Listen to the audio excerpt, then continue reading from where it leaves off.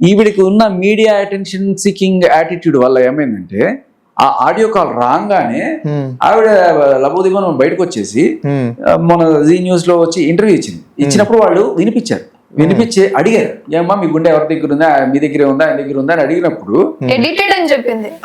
అది నిన్న ఎడిటెడ్ అని చెప్పింది. మొన్న ఏం చెప్పిందంటే మేము ఫ్లటరింగ్ ఇలా చేసుకుంటాం, మేము మాటలే ఇలా చేసుకుంటాం, నాకు రాజే నేర్పించాడు, ఇలా ఇది చెప్పుకొచ్చింది. Know where she said it was edited or this is not my voice. She accepted and she said this is she has every right. That's what in adantana aamaki prati right unde.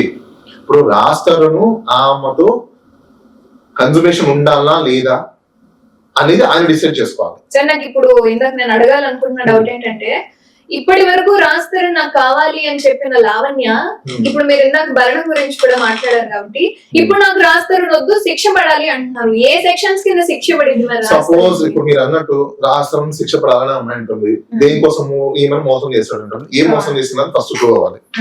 పెళ్లి చేసుకుంటారన్నా, పెళ్లి చేసేసుకున్నారా అని ఒప్పేసుకున్నారు, admitted. ఇప్పుడు వాళ్ళిద్దరు విడిపోయారు. General Hindu marriage act ప్రకారం పెళ్లి చేసుకున్న వాళ్ళు విడిపోతే ఏమైతుంది?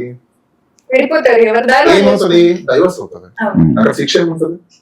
గవర్నమెంట్ లాజిక్ ఎలా మిస్టేక్ కాదు, పాయింట్ అది కాదు. ఆవిడ పెళ్లి చేసుకున్నానని చెప్తే పెట్టాల్సింది 493 కాదు కదా, 314. ఇప్పుడు 493 పెట్టిందంటే దాని అర్థం ఏంటి? పెళ్లి కాదు, సహజీవనంలో ఉన్నాం, పెళ్లి ప్రామిస్ అనే కదా 493 అంటే. ఇక్కడ అది చాలా మంది తెలియని విషయం. సుప్రీం కోర్టు వరకు కూడా ఇలాంటి ఇష్యూస్ ఉన్నాయి. పెళ్లి చేసుకుంటానని ప్రామిస్ చేశాడని అనుకుందాం హస్బెండ్ మూమెంట్. ఇప్పుడు అతను పెళ్లి చేసుకున్నాడు, 6 నెలలు అయిపోయింది, మళ్ళీ విడిపోయారు. What will happen? డివోర్స్. ఇక్కడ కూడా ఏమవుతుందంటే పోస్ట్ కాన్సిక్వెన్సెస్ కంటే ప్రీ కాన్సిక్వెన్సెస్ లోనే లైఫ్ ని సెటరైట్ చేసుకోవడం అనేది చాలా అవుతున్నాం. సో ఇప్పుడు ఇక్కడ వీళ్ళిద్దరికి ఉన్న ఆపర్చునిటీ ఏంటి? ఈ అమ్మాయి చెప్పేది కూడా నన్ను పెళ్లి చేసుకుంటానని ప్రామిస్ చేశాడు. అఫ్ కోర్స్ ఎప్పుడు మీ due characteristics is very good, it is suitable to me, or your mindset is suitable to me, then I'm ready to marriage అనేది అతని క్వశ్చన్ అనుకుందాం. ఇప్పుడు అది మ్యాచ్ అవ్వనప్పుడు వాట్ విల్ హ్యాపెన్? బ్రేక్ అవుతుంది. He has every right to break up in this country or in the world. ఒకవేళ అమ్మాయికి గానీ అబ్బాయికి గానీ నచ్చకపోతే ఫోర్స్ఫుల్ గా చేయమని చెప్పేసి ఎవరన్నా అంటారా? సొసైటీ అంటారా? పోనీ మీడియా అంటారా? అదే చేస్తున్నారు. ఎల్డర్స్ అంటారా? అదే కదా ఇప్పుడు జరిగింది. ఇప్పుడు అదే చేస్తున్నారు కదా. నా వాడు నాకు ఇచ్చిందంటే అది కూర్చోబెట్టి గంట ఇప్పుడు మీరు అన్నట్టే శేఖర్ భాష గారు ఇప్పుడు రాస్తారని తీసుకొచ్చి ఆమె దగ్గర పెట్టారు, ఆమెకి ఇచ్చేసారు. ఏం చేసిద్దామా? రూమ్ లో పంపిస్తారు. ఏం చేసింది? విన్నాం కదా. వాళ్ళిద్దరికి నచ్చలేదు అనుకోండి, ఇప్పుడు అబ్బాయికి ఇష్టం లేదు. సార్ పాయింట్ ఇవన్నీ కూడా లైక్ ఇష్టం ఉంటే ఉంటాడు, లేకపోతే మధ్య ఎప్పుడో లేదు అది. కానీ ఇప్పుడు డ్రామా అంతా నడిచేది ఇంటి కోసం. రాజధాని వద్దు, ఆ ఇల్లు కావాలి. ఆ ఇంటిలో ఇప్పుడు ఆవిడ ఉంటుంది. రాజధాని ఎప్పుడైతే ఈవిడ డ్రగ్స్ కేసులో పట్టుబడి జైలుకి వెళ్ళిందో కొన్నాళ్ళు హ్యాపీగా సేఫ్ గా ఉన్నాడు.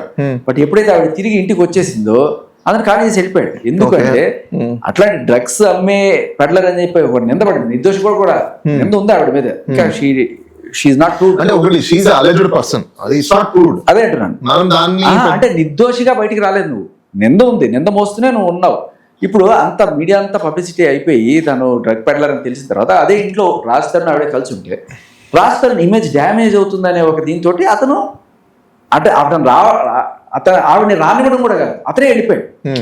సో వెళ్ళిపోయిన తర్వాత ఇప్పుడు అది ఆక్యుపై చేసుకొని అక్కడే ఉంటుంది తప్ప ఇంకా రాజధాని అక్కడ అంటే రాజధాని వద్దు, ఆ ఇల్లు కావాలనే, రాజధాని వద్దు, ఆయన ఇల్లు కావాలా, అది అంతే కదా.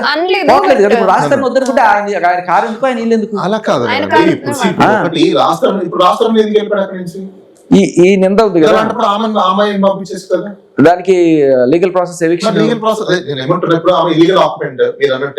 ఇల్లీగల్ ఆక్యుపెంట్ అయినప్పుడు ఆమె ఎవిక్షన్ చేస్తే అయిపోయింది. అదే చేస్తున్నారు మీరు లీగల్ గా 10% అవ్వచ్చు. ఇప్పుడు ఆ అమ్మాయి మీరు ఎవిక్షన్ సూట్ వేసినా ఇప్పుడు ఆ అమ్మాయి ఏం చెప్తుంది? అతనికి నాకు వీఆర్ రిలేషన్, లేకపోతే we are together, we are staying together, whatever ఇవన్నీ ఉన్నప్పుడు ఇప్పుడు ఆమె సో రాస్తారు ఒకవేళ హస్బెండ్ వైఫ్ అండ్ హస్బెండ్ అని అనుకున్నారు, వాళ్ళు అది వద్దనుకున్నప్పుడు డిజాల్వ్ చేసుకుంటారు. డిజాల్వ్ చేసుకున్నప్పుడు ఈ ఇల్లు ఇప్పుడు అతను సంపాదించిన ప్రాపర్టీ ఇవ్వాలన్నా ఇవ్వకపోవాలన్నా అనేది ఇట్ ఇస్ డిపెండ్స్ అపాన్ అతని ఇష్టం. అది లీగల్ గా డిసైడ్ అవ్వాలి. అంతేగాని ఇల్లీగల్ గా ఆక్యుపై చేసుకున్నప్పుడు ఖాళీ చేయొచ్చు, చేయకపోతే అది ఆమె ఇష్టం. ఇప్పుడు రాష్ట్రంలో వెళ్ళకపోవడం అతను తప్పు. ఎందుకు? అతను నచ్చలేదు కాబట్టి వెళ్ళట్లేదు. మేబీ అతని రీజన్స్ అతనికి ఉండిండొచ్చు. అది లీగల్ గా వెళ్దామని అనుకోవచ్చు, లేకపోతే ఇంకోటి కావచ్చు. ఒక డౌట్ సార్, ఈవిడ ధర్నాలని లేకపోతే ఇంటర్వ్యూలని బయటకు వచ్చేస్తుంది కదా, ఓకే, ఆ టైంలో రాజధాని అక్కడికి వెళ్ళి ఆవిడ బట్టలన్నీ తీసి బయట పెట్టాడు అనుకోండి, what right she has to enter now? వచ్చే ఛాన్స్ లేదు కదండి అక్కడ. No right. అయితే ఇక్కడ ఇంకోటి ఏంటంటే అడ్వర్స్ పొజిషన్ లో ఎవరున్నా డ్యూ ప్రొసీజర్ ఆఫ్ లా అయితే ఫాలో అవ్వాలి. రీజనబుల్ ఆపర్చునిటీ అయితే మనం అందరం ఇవ్వాల్సిందే. ఎందుకంటే అమ్మాయి కాబట్టి అలా బట్టలు తీసి త్రో చేయలేరు కదా ఎవరు కూడా. హ్యుమానిటీ అనేది మనం చూసుకోవాలి కదా. సో ఆమెను కూడా సేఫ్ అండ్ సెక్యూరిటీ అనేది కంపల్సరీ కాబట్టి. అంటే ఏదైనా స్టేట్ హోమ్ లో పెట్టచ్చు కదా? యా, ఆఫ్ కోర్స్, డెఫినెట్ గా పెట్టచ్చు, దాంట్లో ఏముంది. అండ్ నేను అదే అనుకుంటున్నా, మీడియా వాళ్ళు కూడా చాలా మంది సానుభూతి చూపించే వాళ్ళు ఎవరైతే ఉన్నారో స్టేట్ హోమ్ లో కదా, స్టేట్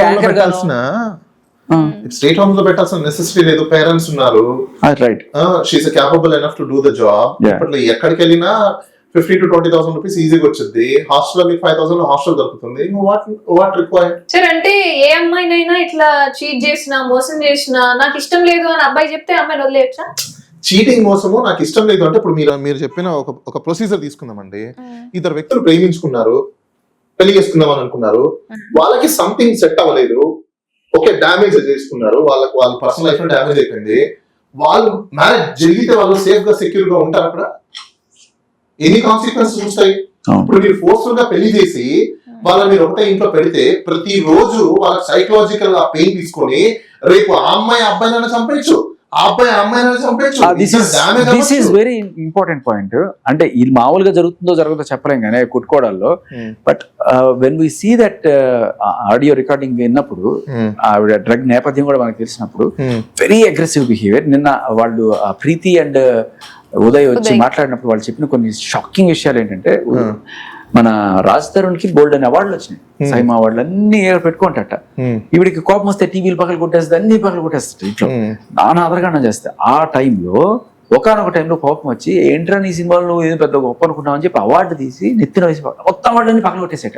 అతను చెప్తే షాక్. రాస్తారు నెత్తిన కొట్టిందా? మామూలుగా ఇంట్లో అవార్డులు ఎక్కడ ఉంటాయని నేను అడిగాడు. ఎక్కడ ఉంటాయంటే షోకేస్ లో పెట్టుకుంటారు.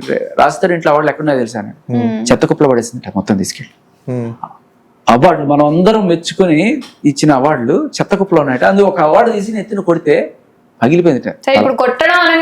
సో నేను అనేది ఏంటంటే, ఈ డ్రగ్ ఎడిక్ట్, తాగుడు అనేది ఆవిడ ఓపెన్లీ యాక్సెప్ట్ చేస్తుంది. నేను తాగుతా, నేను సిగరెట్లు దొరుకుతా, అదే ఓపెన్లీ షీ యాక్సెప్టెడ్. దీనికి తోడు డ్రగ్స్, దీని వైలెంట్ బిహేవియర్, ఇది ఆల్రెడీ మనం ప్రూవ్డ్. ఇప్పుడు ఏదో ఒక రోజు శేఖర్ భాష గారు నేను అదే అంటున్నాను. శేఖర్ భాష గారు ఇప్పుడు నేను ఏమంటున్నా, ఇందాక యాంకర్ అడగడం కూడా ఏంటంటే, మరి అలా చేస్తే మరి అబ్బాయిలు కరెక్టా అంటే, ఇప్పుడు అబ్బాయిలా అమ్మాయిలని కాదు, ఎవరు చేసినా వాళ్ళు ఎందుకు విడిపోతున్నారు అనేది మనం రీజన్ చూడాలి ఫస్ట్. బ్యాలెన్స్ ఆఫ్ కన్వీనియన్స్ అనేది లేక ఉన్నప్పుడు మీరు పెళ్లి చేస్తారు, ఫోర్స్ఫుల్ గా చేశారు, ఏం జరుగుతుంది? సపోజ్ ఇప్పుడు నచ్చలేదని చెప్పేసి అని వాళ్ళు దాంట్లో అమ్మాయి కావచ్చు అబ్బాయి కావచ్చు అడ్వాన్స్ గా తీసుకొని రేపు వాళ్ళకి ఏదైనా ఫిజికల్ డ్యామేజ్ జరిగితే, లైఫ్ డ్యామేజ్ జరిగితే ఎవరు తీసుకురాగలుగుతారు, ఎవరు సేవ్ చేయగలుగుతారు? అలా అని ఇద్దరిలో అబ్బాయికి ఇష్టం లేదు లేదా అమ్మాయికి ఇష్టం లేదు ఇక్కడ పెళ్లి కాదండి. ఇక్కడ పెళ్లి చేసుకొని లీగల్ గా పెళ్లి చేసుకొని రిజిస్టర్ ఆఫీస్ లో రిజిస్ట్రేషన్ సర్టిఫికేట్ తీసుకొని ఇద్దరు పిల్లలు కనిన తర్వాత కూడా మూడు పిల్లలకు సెట్ అవ్వకపోతే మీరు కొట్టుకొని చచ్చిపోతారు, డ్యామేజ్ జరుగుతుంది, వద్దు అని చెప్పేసి సుప్రీంకోర్టు చెప్తుంది. మీ రిలేషన్షిప్ లో మీరు ఉండలేరు, మీ మ్యారేజెస్ బ్రోక్ డౌన్ అయిపోయాయి, మీ సైకలాజికల్ గా మీరు కంటిన్యూ చేయలేరు, మీ కాన్సిక్వెన్స్ రన్ అవ్వలేవు, మీరు కన్సూమేట్ అవ్వలేరు అనుకున్నప్పుడు మీ ఇద్దరికి సైకలాజికల్ గా కానీ ఫిజికల్ గా కానీ మెంటల్ గా కానీ సెట్ అవ్వకపోతే సుప్రీం కోర్టే ఆర్టికల్ 141, 142 కింద జడ్జిమెంట్ పాస్ చేసి 2023లో ఇలాంటి మ్యారేజెస్ ఏదంటే ఇమీడియట్ గా డిజాల్వ్ చేయండి. కనీసం వాళ్ళ ఏజ్ ఉంటది కాబట్టి కొత్త వాళ్ళని పెళ్లి చేసుకోవడమో, కొత్త మ్యాచ్ చూసుకోవడమో, వాళ్ళ లైఫ్ నెక్స్ట్ ఫార్మర్ తీసుకెళ్తారని చెప్పి చెప్తుంది. మీరేం చెప్తున్నారు మీడియాలో? మళ్ళీ సోషల్ సిగ్మా ఒకటి తీసుకొచ్చి పెట్టారు. ఈ సోషల్ సిగ్మాలో పర్సనల్ లైఫ్ ని మీరు సెట్ చేయగలుగుతారా? చేయలేము. ఎంతవరకైనా మేము చేస్తాం కానీ అలాంటప్పుడు ఈ సోషల్ సిగ్మాని మీరు ఏదైతే సొసైటీలో తీసుకొచ్చేసి ఆడపిల్లకి అన్యాయం జరిగిపోతుందా? అన్యాయం జరిగిపోవడం వేరు, ఇద్దరు వ్యక్తులు కలిసి ఉండలేకపోవడం వేరు. ఇద్దరిలో తప్పెవరిది అన్నది శిక్ష. తప్పైనా ఒప్పైనా మొగుడు పిల్లలలో ఇద్దరు ఎవరో ఒకటి తప్పు ఒప్పుంటది, రైట్? ఎవరితో తప్పు ఉండడం బట్టే కదా ఇంకో వదిలేస్తున్నారు. తప్పు లేకపోతే ఇద్దరు వదులుకోగలుగుతారా? వదులుకునే ఛాన్సే లేదు. మరి పెళ్ళైనా లీగల్ గా మ్యారేజ్ అయిన వెడ్డెడ్ కపుల్సే డిస్కస్ అవుతున్నప్పుడు మీరు చెప్పేది ఎలా ఉంది? అమ్మాయి అబ్బాయి ప్రేమించుకున్నారు, అట్టినీ కాస్ట్ వాళ్ళని తీసుకెళ్లి ఒకటే చోట పడేయండి. What answers? ఏం చెప్పాలనుకుంటున్నారు? కొంతమంది ఇదే పని పెట్టుకొని స్కోర్ పెంచుకుంటుంటే అట్లా కాదు For శేఖర్ example, అసలు. ఇప్పుడు ఇప్పుడు- నేనేమంటున్నా అదే పని పెట్టుకుంటే ఎందుకు పని పెట్టుకుంటే పని పాటు ఉంది కదా అబ్బాయిలకు కానీ అమ్మాయిలకు కానీ ఇదే పని. నేను అదే అంటున్నా. See, ఒక అబ్బాయి ఒక అమ్మాయికి ప్రపోజ్ చేస్తున్నాడు అంటే ఒక ప్రపోజల్ ఇచ్చినప్పుడు అదర్ సైడ్ నుంచి యాక్సెప్టెన్స్ ఉందా లేదా అనేది క్వశ్చన్ రైట్. ఏ అనే అబ్బాయి బి అనే అమ్మాయిని ప్రపోజ్ చేసినప్పుడు నువ్వు రిజెక్ట్ చేయి నీకు నచ్చకపోతే. లేదు అబ్బాయి ఉన్నాడు బి అనే అమ్మాయి అబ్బాయిని ప్రపోజ్ చేసింది నువ్వు రిజెక్ట్ చేయి.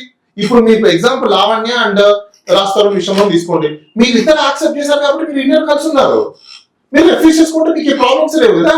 ఎవడు యాక్సెప్ట్ చేయమన్నాడు? నీకు అమ్మాయి నచ్చలేదు నువ్వు కుదరదు వెయిట్ చేసి ఉండాల్సింది. అమ్మాయి క్యారెక్టర్స్ నేను చూసుకోవాల్సింది. చాలా మందికి ఇప్పుడు తెలియని విషయం ఏంటంటే నేను ఇంకోటి కూడా చెప్తున్నా. మ్యారేజ్ ప్రపోజల్స్ ఎక్కువ ఉంటాయి. ఏది ఆన్లైన్ లో మనం చూస్తుంటాం మ్యాట్రిమనీ సైట్లలో. చాలా మందికి తెలియదు ఏంటంటే 30 ఏళ్ళు దాటిపోయిన తర్వాత పాపం పెళ్లి చేసుకోవాలని చెప్పి ఈగగా ఉంటారు. పెళ్లి సంబంధం దొరుకుతుంది పక్క చేసేసుకుందాం అని చెప్పేసి పెళ్లి చేసుకున్న 1.5 years 2 years నుంచి మళ్ళీ స్టార్ట్ గొడవలు వీళ్ళకి.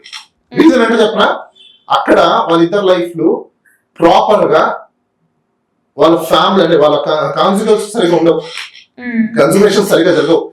రీజన్ ఏంటంటే ఇక్కడ ఫుడ్, డైట్, పర్సనాలిటీ, వాళ్ళ హెల్త్ కండిషన్, వాళ్ళ సైకలాజికల్ లెవెల్స్, వాళ్ళ స్ట్రెస్ ఇవన్నీ ఎఫెక్ట్ వల్ల వాళ్ళు ప్రాపర్ గా వాళ్ళ ఫ్యామిలీ లైఫ్ నడవదు. దీనివల్ల ఏమవుతుంది మీకు పిల్లలు పుట్టడం కూడా చాలా డిలే అయిపోతుంది. దీనివల్ల చాలా మంది తెలియని విషయం అంటే చెప్పాలి మీకు ఏజ్ ఫ్యాక్టర్ లో చాలా మెడికల్ కాన్సిక్వెన్సెస్ ఉంది. చాలా మంది IVF కి లేకపోతే IUI ట్రీట్మెంట్స్ వెళ్తూ ఉంటారు. దేనికి వెళ్తుంటారు? ఇది వీళ్ళకి తెలియదు ఇలాంటివి ఉన్నాయని చెప్పేసి. ఇలాంటి టెస్టులు ముందే చేసుకొని పెళ్లి చేసుకోవడము కరెక్ట్ అని చెప్పేసి మీరు ఎవరైనా అడిగారు అనుకోండి ఇలా అడిగారని చెప్పేసి కేసు పెడతారు.